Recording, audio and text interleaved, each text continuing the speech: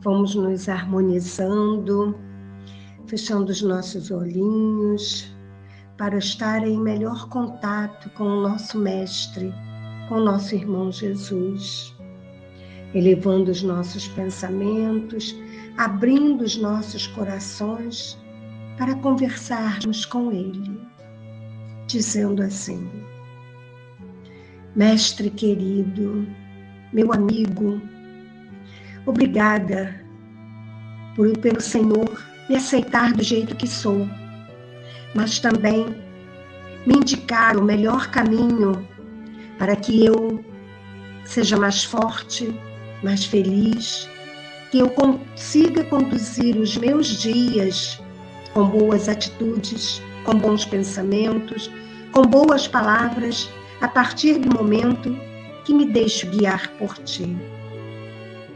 Que a Tua paz envolva a mim, a todos aqueles que amam, a todos os meus irmãos em humanidade. Que possamos juntos estar contigo, assim como Tu estás conosco. Que possamos ser cada dia um pouquinho mais melhor do que já fomos, crescendo, estudando, aprendendo, evoluindo, refletindo sobre as Tuas palavras, os Teus ensinamentos. Obrigada, Senhor, pela Sua paciência comigo. E Te peço que continue a me guiar, a me auxiliar. Que assim seja, graças a Deus e graças a Jesus.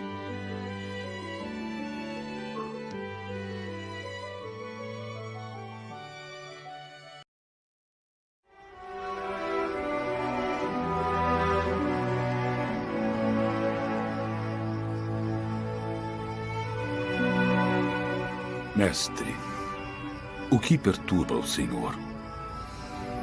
Um de vocês irá me trair. Serei eu, Senhor? Serei eu, Serei Senhor? eu, Senhor? Eu, Senhor? Serei eu, Senhor?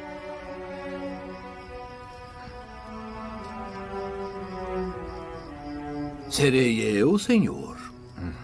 Você o disse. O que você já concordou em fazer, faça rapidamente.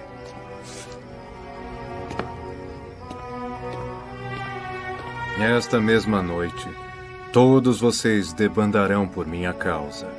Eu não me importo se algum de nós debandar. Eu permanecerei fiel, aconteça o que acontecer. Pedro, esta mesma noite, antes que o galo cante, você me negará 3 vezes.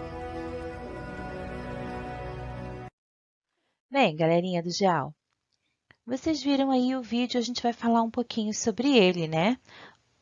O vídeo trata sobre um pequeno trecho da história de Jesus, que é conhecido como a Última Ceia, que foi a refeição que aconteceu antes da prisão e da morte de Jesus.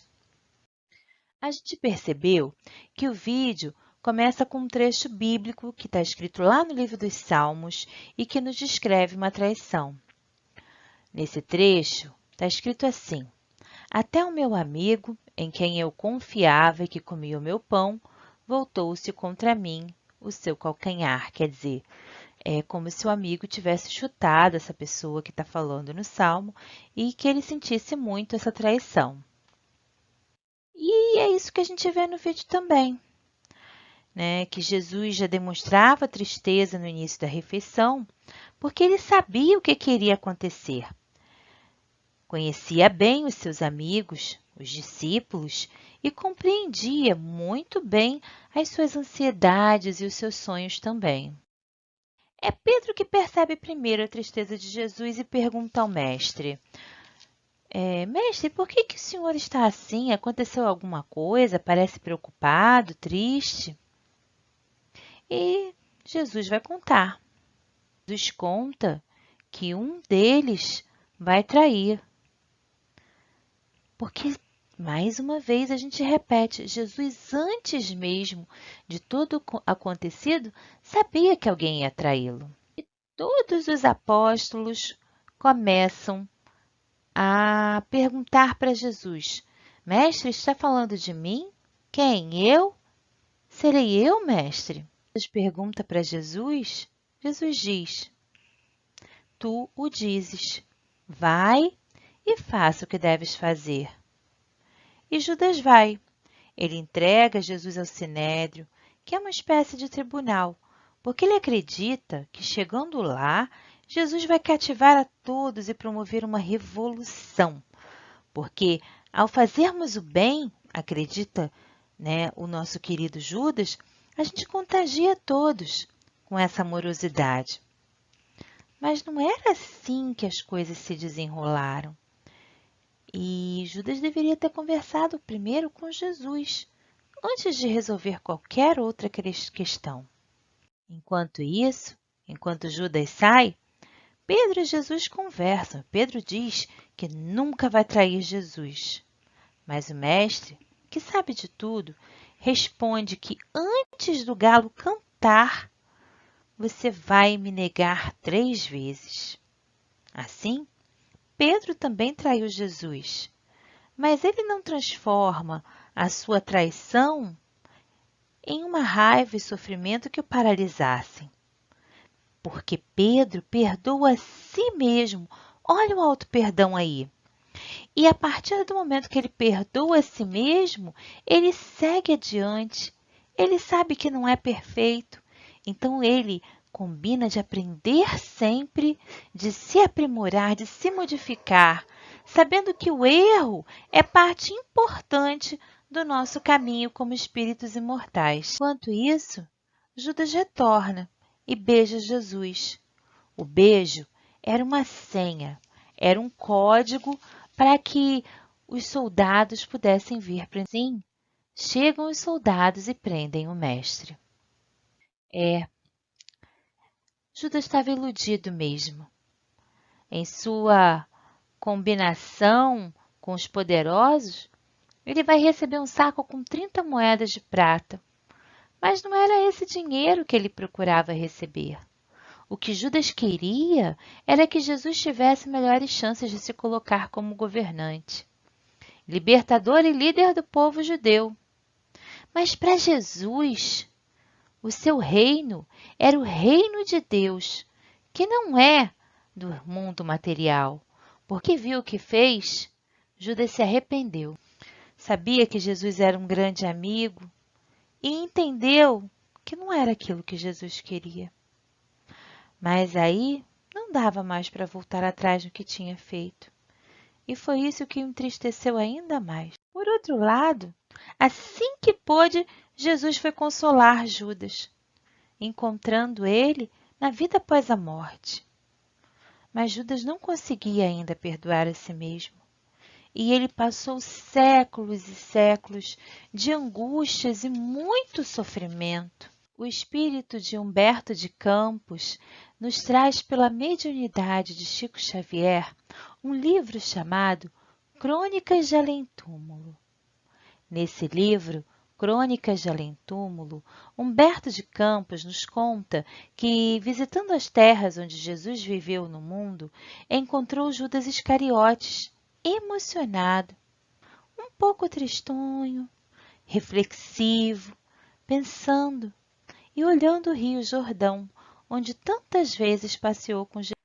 Judas contou para Humberto que tinha errado sim, mas que tinha refeito sua trajetória, buscado se renovar no caminho, e que, sim, tinha vendido uma amizade por 30 moedas e tinha se arrependido disso, mas refez o seu caminho.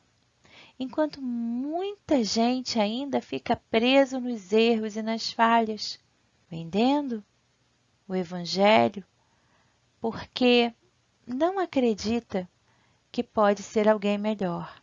E é por isso que Judas foi conversar com Humberto de Campos, para dizer para a gente que a gente precisa muito se perdoar quando erra, porque faz parte mesmo do nosso crescimento como espírito imortal errar. O que a gente não pode deixar é que esse erro se transforma em alguma espécie de paralisia que não deixa a gente continuar caminhando. E quando a gente fala de perdoar e de perdão, a gente está falando de perdoar primeiro a nós mesmos, porque a gente sabe que nem sempre a gente faz tudo certo, mas sabe também que aqui juntos a gente tem sempre vontade de acertar. Então, essa era a nossa história de hoje. Espero que a gente possa se perdoar se acontecer alguns errinhos aí pelo caminho. Um beijinho e até a próxima!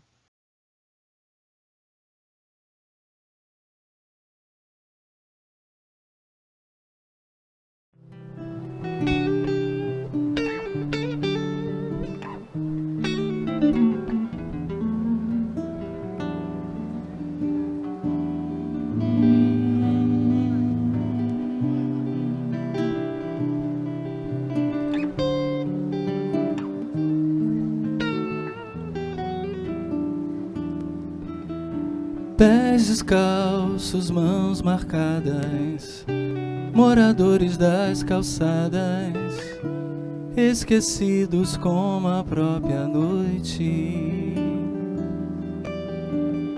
Rosto triste, olhar tão raro, na esperança de um amparo, o silêncio mostra a própria dor. Sem perceber,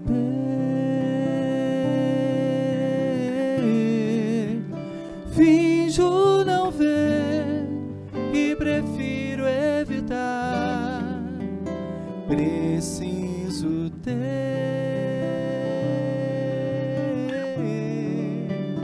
olhos de ver e mãos de ajudar, e amar como ele amou.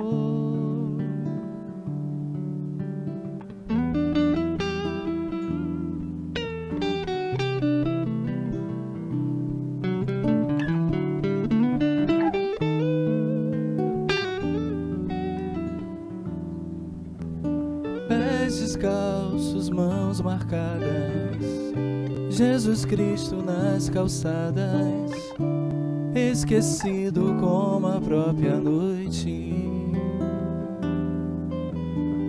Rosto triste, olhar tão raro, na esperança de um amparo, o silêncio mostra a própria dor.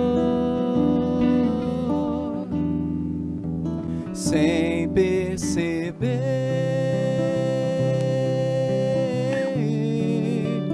finjo não ver e prefiro evitar. Preciso ter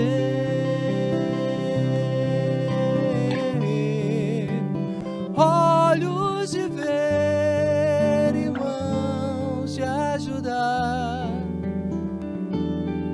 e amar como Jesus amou. Tive fome e não me deste de comer, tive sede e não me deste de beber, estive com frio e não me agasalhaste, estive preso e não foste me visitar. Senhor, quando foi que não atendemos às suas necessidades? Todas as vezes que deixastes de agir assim com os mais pequenininhos, era para comigo que não agias.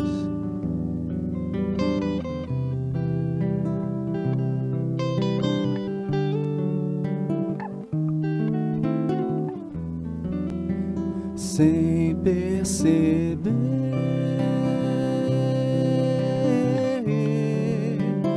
finjo não ver e prefiro evitar. Preciso ter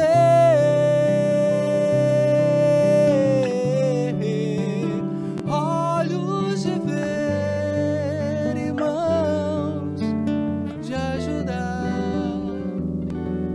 e amar como ele amou. pés descalços, mãos marcadas, Jesus Cristo nas calçadas, esquecido como a própria noite.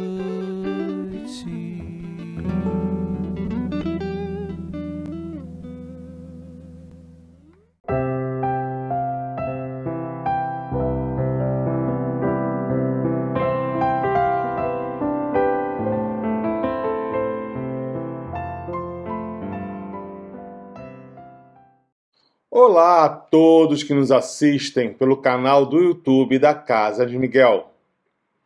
Espero que todos estejam bem e que as boas vibrações possam nos envolver a partir deste momento.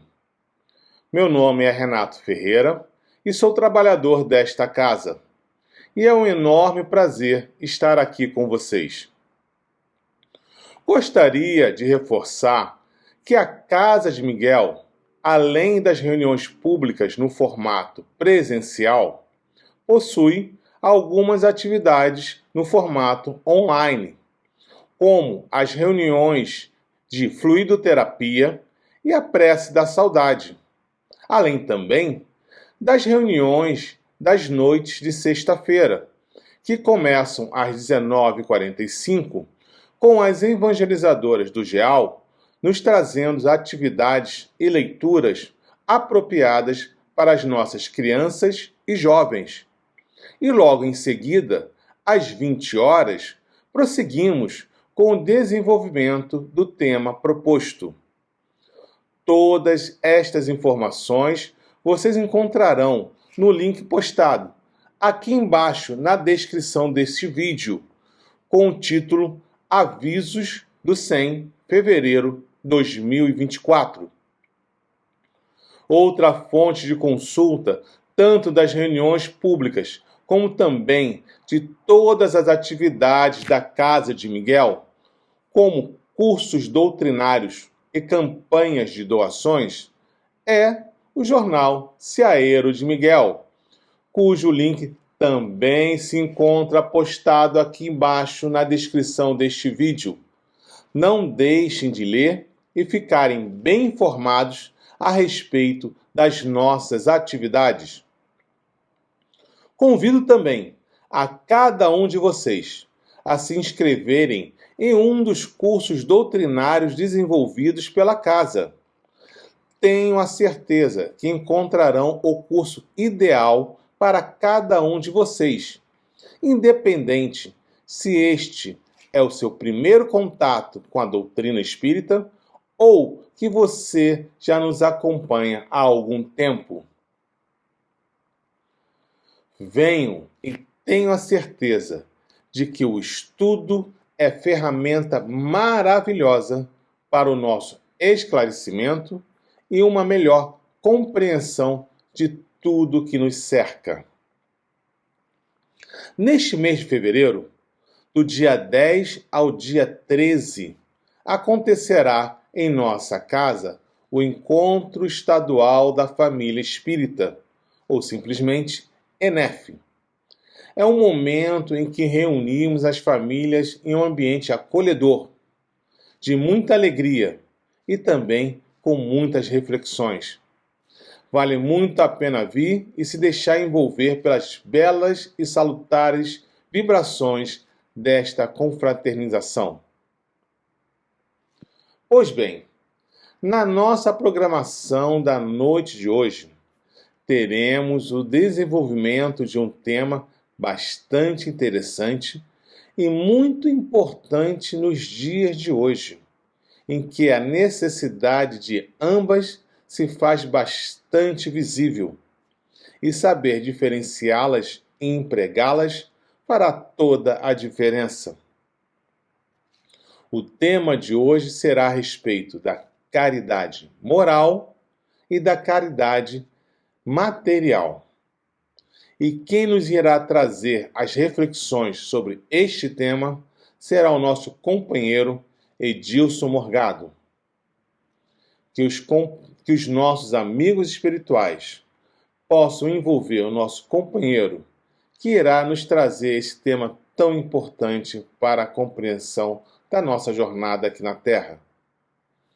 Que possamos estar, neste momento, com os nossos corações e mentes harmonizados, com as boas vibrações e que possamos tirar o melhor proveito de todas as reflexões que serão colocadas na noite de hoje. Que deixemos Jesus adentrar a nossa casa e lembremos que Deus está sempre conosco. Boas reflexões a todos.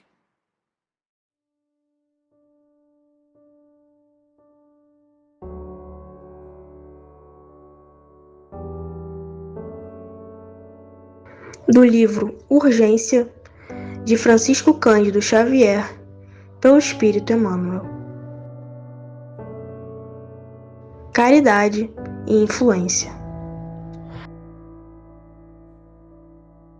Frequentemente, admitimos que socorro, perdão, caridade e donativo encontram significado exclusivamente nas horas de crise. Entretanto, estamos todos à frente da vida e dentro dela, com a obrigação de reconhecermos a presença dos benfeitores que nos estenderam os braços para a travessia dos obstáculos naturais na experiência comum. Acionemos os botões da memória e vê-los-emos todos.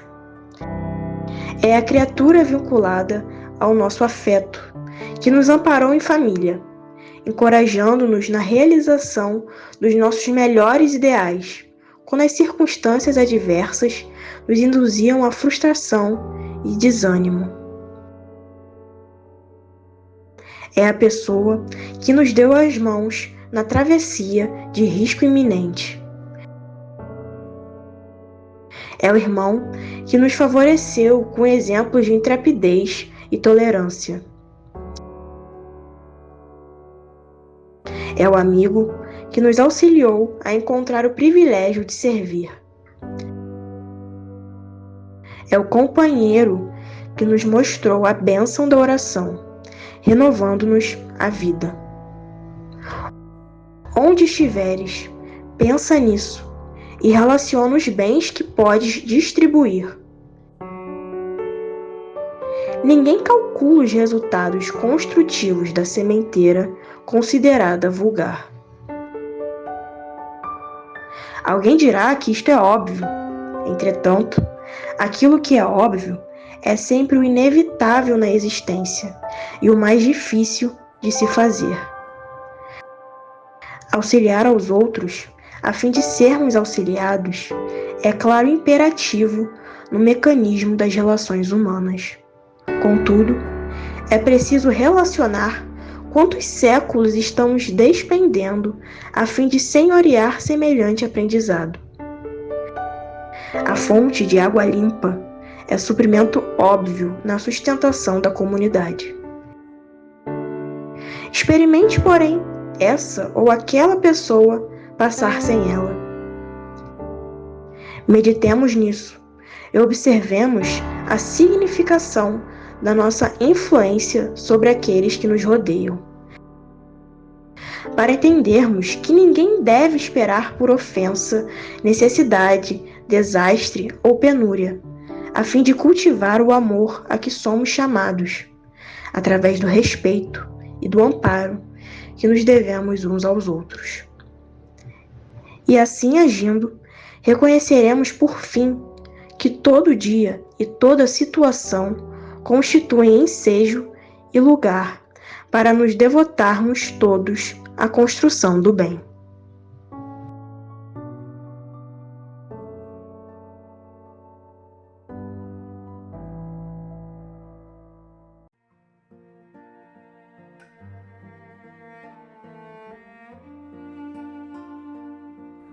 Pai amado, estamos aqui para agradecer a oportunidade de podermos nos reunir em Teu nome e também agradecer por tudo que nos tem proporcionado e concedido. Que a reunião de hoje possa transcorrer na mais perfeita harmonia e que os trabalhos designados para hoje possam acontecer conforme o estabelecido. Que os amigos espirituais que junto conosco aqui estão em trabalho possam nos ajudar a melhor compreender as lições que forem comentadas e que as boas vibrações possam nos envolver, nos trazendo o reconforto e o refrigério necessário. Obrigado, Pai, e que tenhamos a permissão para dar por iniciada a reunião na data de hoje.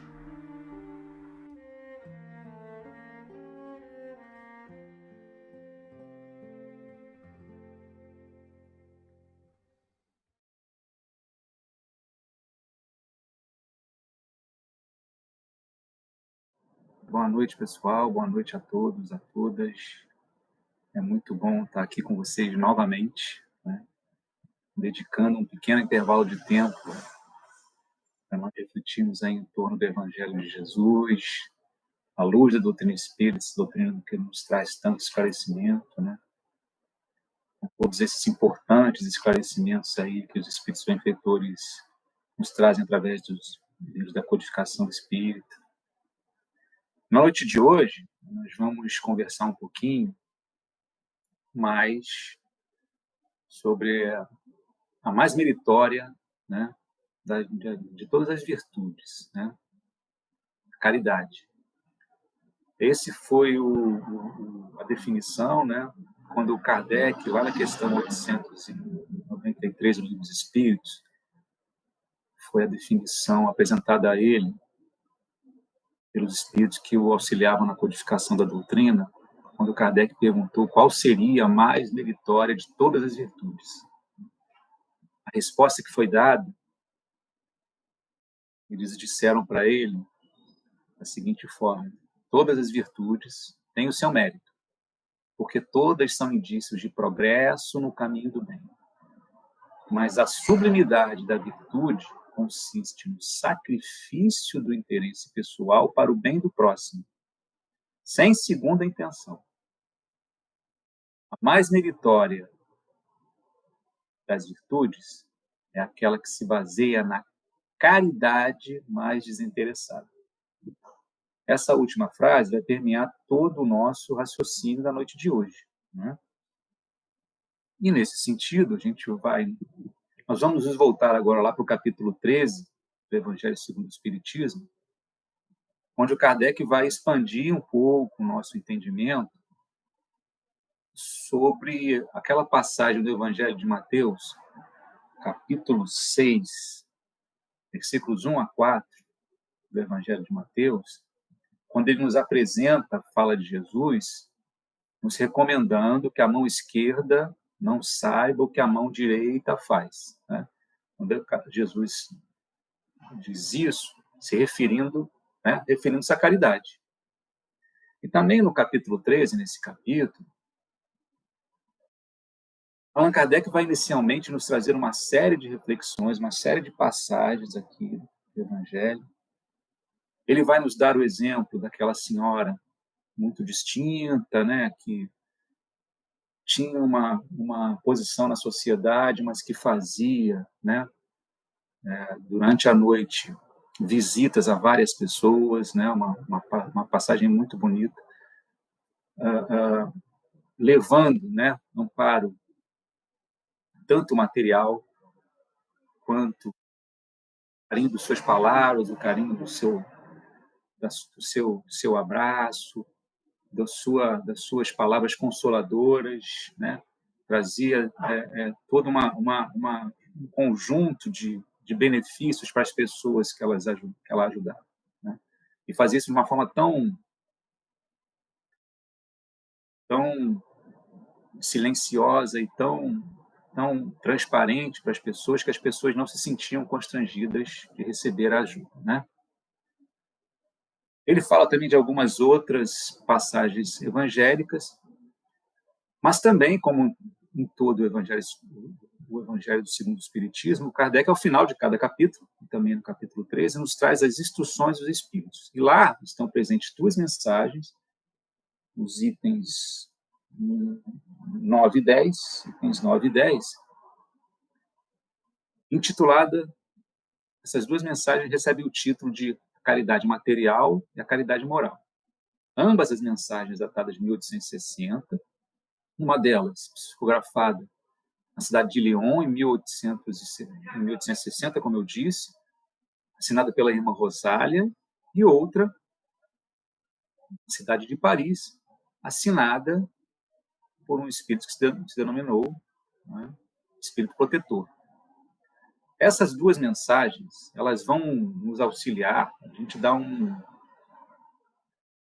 a gente se aprofundar um pouco, a dar uma mergulhada em algumas, a gente refletir um pouco, com a intenção de entender um pouco mais aquilo que a doutrina espírita nos oferece acerca desse assunto da caridade material, acerca da caridade material e da caridade moral.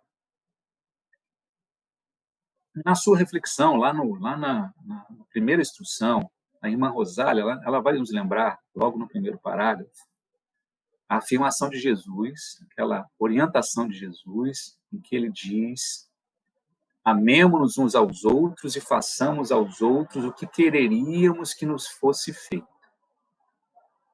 Ela complementa que toda a religião, toda a moral estariam contidos nestes 2 preceitos. E também diz que se nós nos amássemos uns aos outros, fizéssemos aos outros somente aquilo que desejaríamos que nos fosse feito, não haveria espaço, né, na nossa sociedade, no nosso mundo, para ódios e ressentimentos, né? E, além disso, um pouco, ela nos diz que, se fizéssemos isso, né, se nós agíssemos assim, nós criaríamos um ambiente que possibilitaria que a caridade se expressasse de inúmeros modos. Nós não teríamos mais, né, tanta infelicidade, tanta pobreza, tanta miséria moral.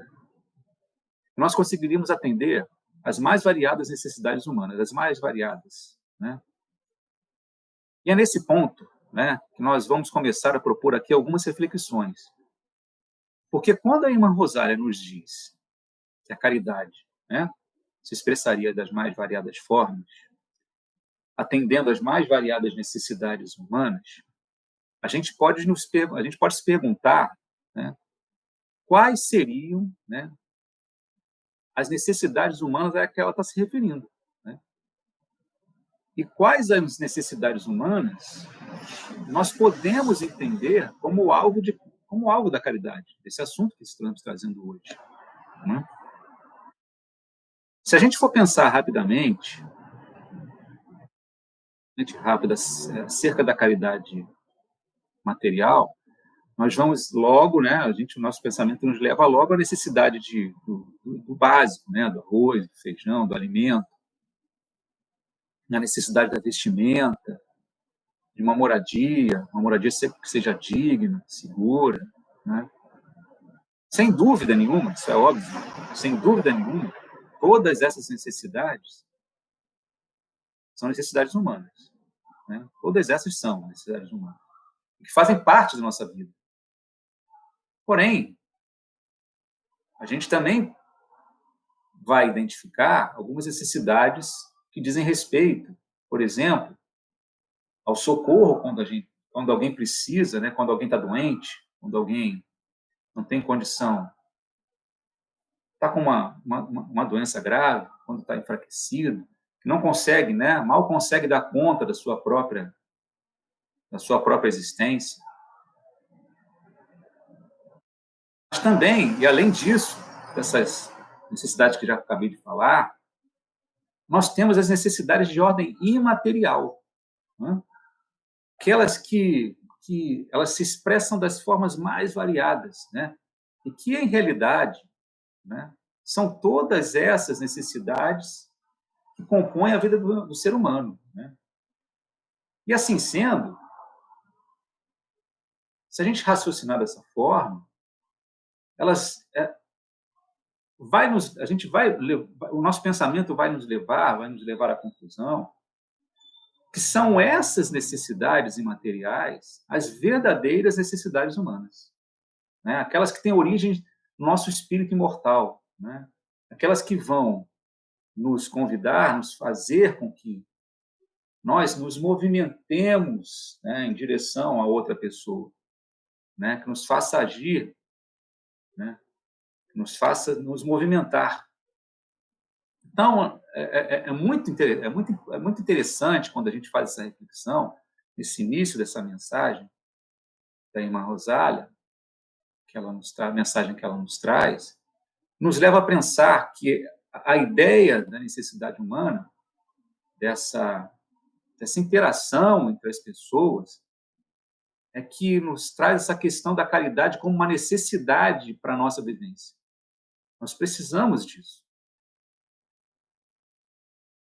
Então, se a gente se aprofundar um pouco mais,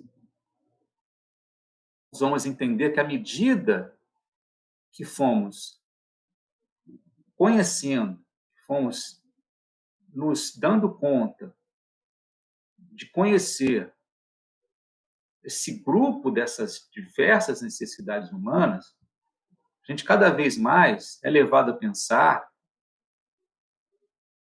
que é preciso haver um elo, um elemento de ligação que faça com que as criaturas, né, nos faça, né, ir em direção a outra pessoa, ir em direção ao nosso próximo. E isso nós podemos, então, de forma bastante simples, né, chamar de caridade, né? É esse movimento, a caridade, esse movimento, isso que nos leva, né, a nos integrarmos, a criarmos elos, criarmos conexões em que a gente observa o outro, que a gente enxerga o nosso próximo, que a gente reconhece a presença das pessoas ao nosso lado e estabelecer ali uma relação baseada, né, nessas necessidades humanas, né? E aí, refletindo sobre isso, caberia aqui uma pergunta, né? Será que nós poderíamos considerar, né, que qualquer movimento de uma criatura em direção a outra, visando atender qualquer necessidade, pode ser interpretado como caridade? É uma pergunta necessária, porque se a gente está falando de necessidades humanas de vários tipos, e que essa interação entre as pessoas está permeada por essa ligação, por esse contato mais profundo, que umas pessoas estabelecem com as outras, nós podemos sim nos perguntar se todas essas interações, né, visando atender as mais diversas, né, necessidades, podem ser consideradas como caridade. Será que são? E pensando sobre isso, nesse instante aqui, que a gente está refletindo, a gente pode, né, vamos lembrar aqui, que Allan Kardec, né, lá na terceira parte do Livro dos Espíritos, quando ele se dedica ao estudo das leis morais, quando ele vai fazer uma reflexão sobre a lei de justiça, de amor e de caridade, lá na questão 886, ele questiona os espíritos, ordenavam lá o trabalho junto com ele. Na questão 886, ele questiona os espíritos qual o verdadeiro sentido da palavra caridade, como a entendia Jesus. E notem, penso eu, e espero que vocês também reflitam da mesma forma, cheguem a essa mesma conclusão, que a referência a Jesus nessa pergunta feita por Kardec não é por acaso. Pois ainda no Livro dos Espíritos, né, na questão 625, essa questão é muito divulgada, o mesmo Kardec questiona os espíritos qual seria o tipo mais perfeito que Deus nos ofereceu para nos servir de modelo e guia. E boa parte de nós sabe a resposta. Os espíritos disseram que era Jesus. Ora, então faz sentido que Kardec retome essa consideração de que Jesus é nosso modelo e guia e faça uma pergunta de qual seria o verdadeiro sentido da caridade para esse modelo e guia, para Jesus. Ele é o nosso modelo e guia. E os espíritos respondem. A resposta que ele recebe para a pergunta 886 é benevolência para com todos, indulgência para as imperfeições alheias, perdão das ofensas. Essa resposta, benevolência, indulgência, perdão, de alguma faz com que haja a possibilidade de uma outra reflexão para além daquilo que a gente normalmente, né, nós consideramos, né, até onde o nosso pensamento entenda daquilo que seja caridade. Vejamos, quando a espiritualidade superior nos oferece esse entendimento de que Jesus via na palavra caridade um sentido de benevolência de forma geral, com todos, eles aqui, então, eles nos apresentam, né, essa ideia de boa vontade, essa ideia de um benefício, de uma benevolência para com todos, fundamental para a caridade. Mas não só isso, não só porque nós podemos pensar em ter boa vontade para com as pessoas. Eles acrescentam na resposta benevolência para com todos, indulgência para as imperfeições alheias. Então, se nós tivermos benevolência, mas não tivermos ao lado dela a indulgência, a ação é incompleta. Pois vamos tentar entender. Como espíritos imperfeitos que ainda somos imperfeitos, nas nossas mais variadas necessidades, em muitos momentos, no exercício do nosso livre-arbítrio, quando a gente toma as nossas decisões, a gente vai se equivocar, vai fazer escolhas equivocadas. E essas escolhas, uma vez que essas escolhas implicam, né, e têm ligação com as pessoas que nós nos interrelacionamos, elas vão ter impacto na vida das outras pessoas. Então, se nós não trabalharmos com a ideia da indulgência, da tolerância, para que possamos lidar com as imperfeições dos outros, vai fazer muito sentido, porque essa é a mesma medida, é a mesma indulgência, é a mesma tolerância que nós vamos precisar receber dos outros. Então, esses dois fatores, essas duas virtudes, a benevolência, a indulgência, vão de alguma forma culminar com a ideia do perdão. Por quê? Uma vez que nós nos equivocamos, uma vez que mesmo querendo o bem de todos, nós, utilizando o nosso livre-arbítrio de forma errada, o perdão vai ser, o uso do perdão vai ser necessário. Então, né, é essa compreensão que o Kardec nos oferece quando nos traz essa pergunta, qual o verdadeiro sentido da palavra caridade, como entende Jesus, e complementa com um comentário que ele faz no Livro dos Espíritos, logo após a resposta dos Espíritos. O comentário que ele diz assim: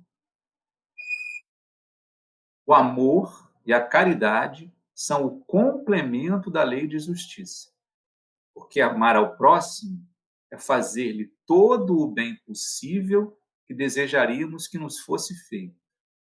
Tal é o sentido das palavras de Jesus: amai-vos uns aos outros como irmãos.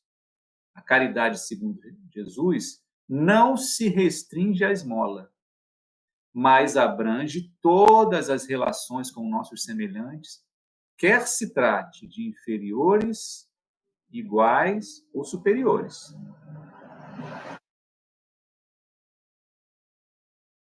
Nós entendemos, né, com o estudo da doutrina espírita, que nessa jornada evolutiva que nós estamos, né, trilhando, nós temos sim essa classificação citada por Kardec dos espíritos enquanto ao seu patamar evolutivo.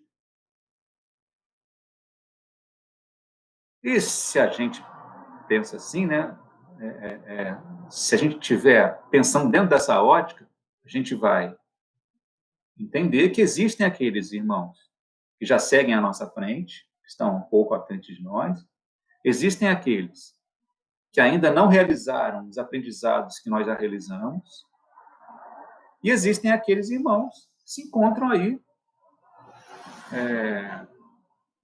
travando as mesmas lutas que nós, né, estamos travando nesse momento.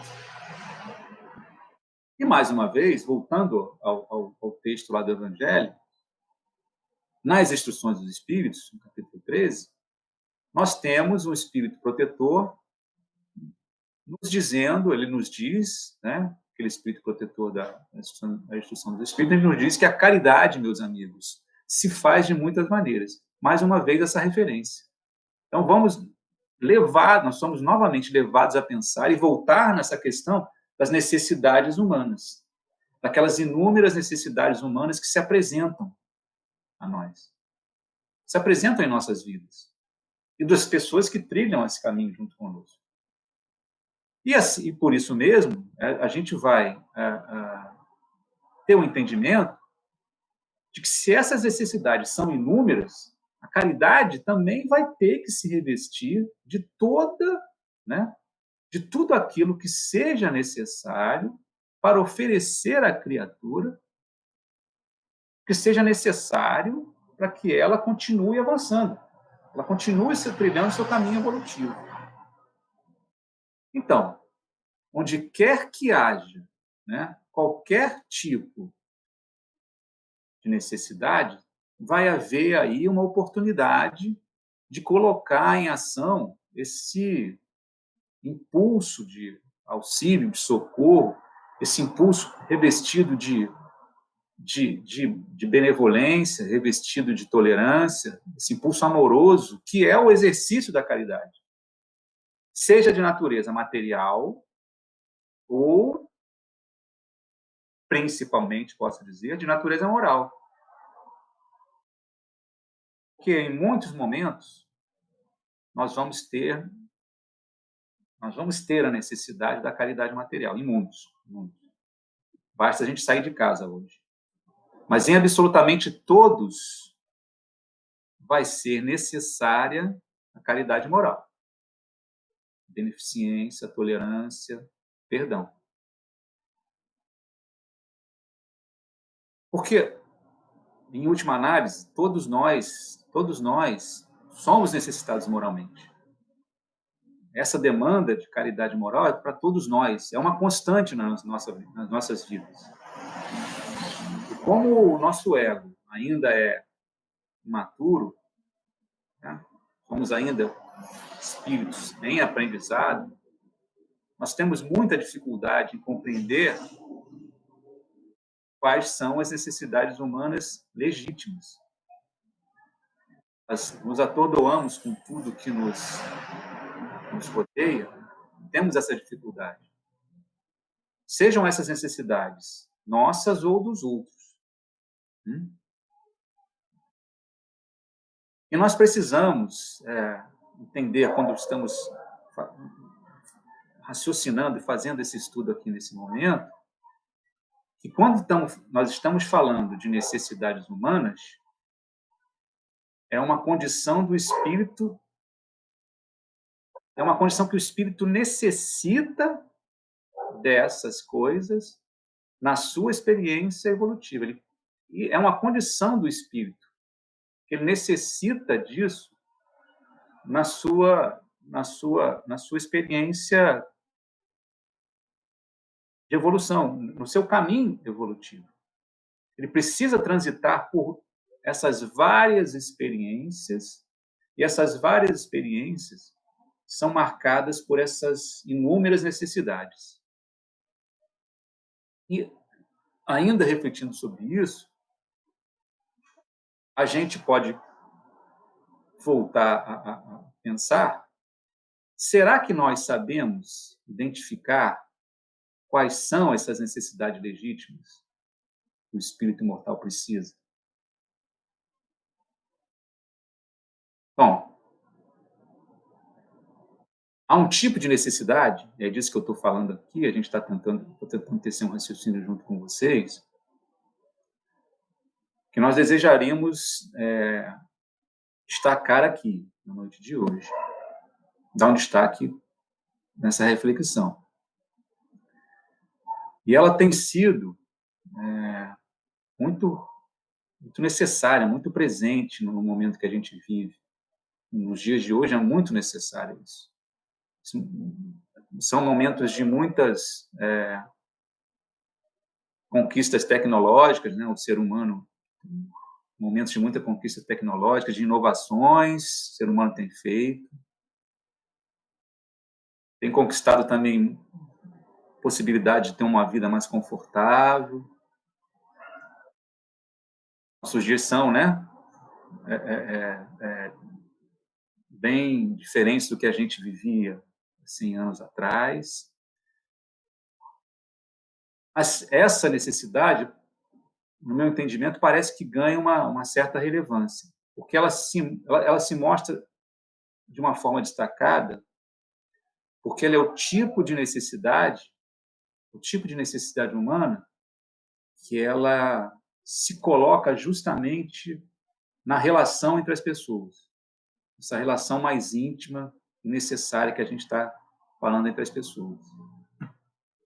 E essa necessidade marcante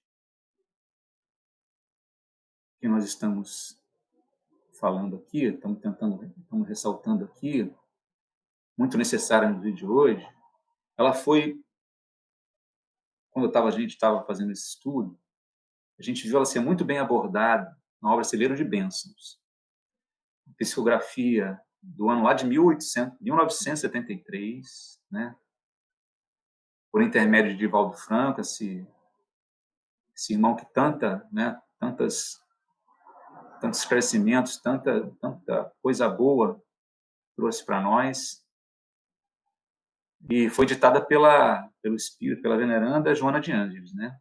Esse espírito também que nos traz tanto conhecimento, tanto esclarecimento. Vejam que a gente está falando de uma necessidade dos nossos dias, mas se referindo a uma psicografia do ano de 1973. Né? 50 anos aí, e isso é um indicativo de que essa necessidade acompanha, né, a criatura humana. Né? E a essa mensagem, após essa mensagem, encerro aqui o estudo de hoje. Ela intitulou Caridade e Presença. Caridade e Presença. Eu vou ler, mas vamos refletir bastante sobre essa mensagem de Joana, que para mim trouxe muito esclarecimento, muita necessidade de mudar algumas coisas na minha vida. Então vamos ler lá, e após eu encerro o meu raciocínio, espero que vocês reflitam junto comigo sobre a mensagem. Ela nos diz assim: Valioso o mistério da caridade, quando encaminha víveres e medicamentos aos padecentes das aflições sem nome. Expressiva a solidariedade que doas, através da contribuição de moedas que se convertem em aluguéis dignos, como alavancas impulsionantes que erguem da mendicância os que estão na inclinada da queda e permaneceriam no solo do desastre moral humano. Representativa a ajuda com pão e tecido que doas aos que se debatem na fome e na nudez. Nobre a mensagem que endereças aos que choram e que se rebocam nos pauís da desesperação.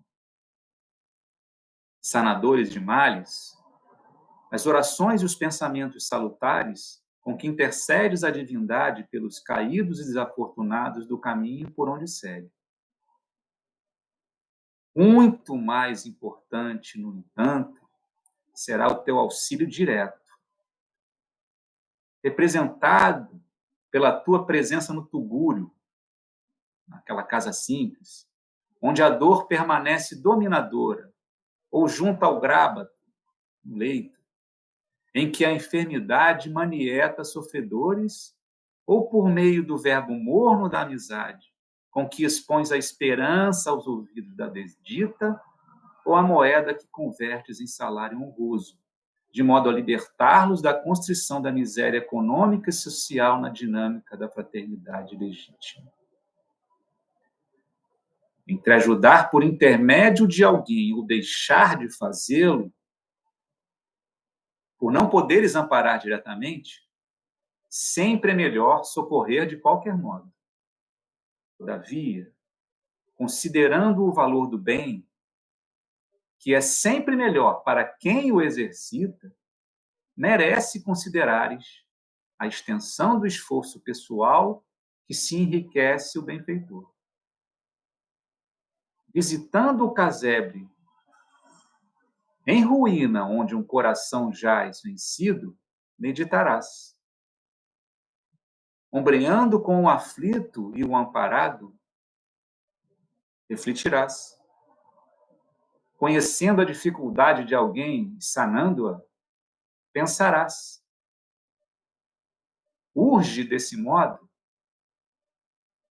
participares dos problemas do próximo em agonia, a fim de aprofundares o exame da situação em que estagiarás, valorizando melhor as concessões que usufrui. Muitas pessoas generosas oferecem o que abunda em suas mãos, mas não doam tempo, a presença, o esforço. Permanecem solidárias, mas distantes.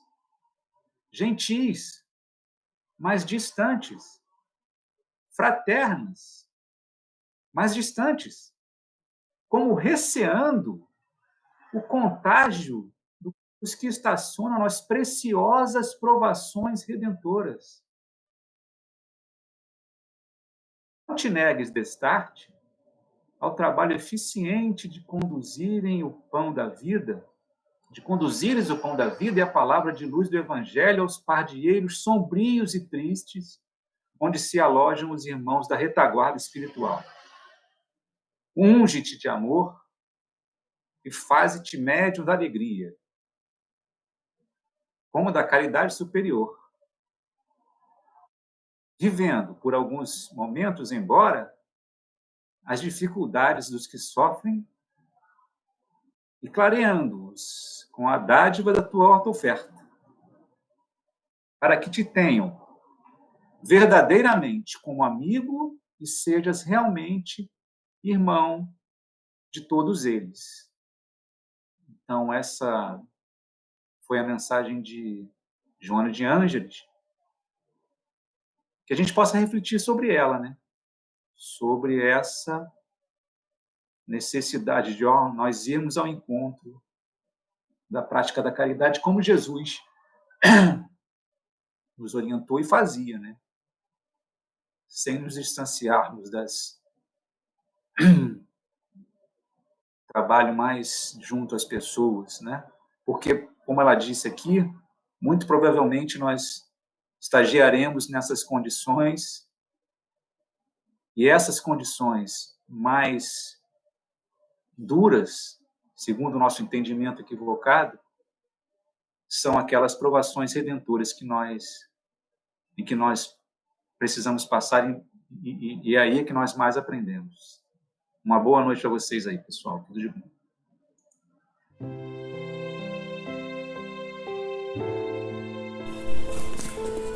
Já ao término de nossa reunião,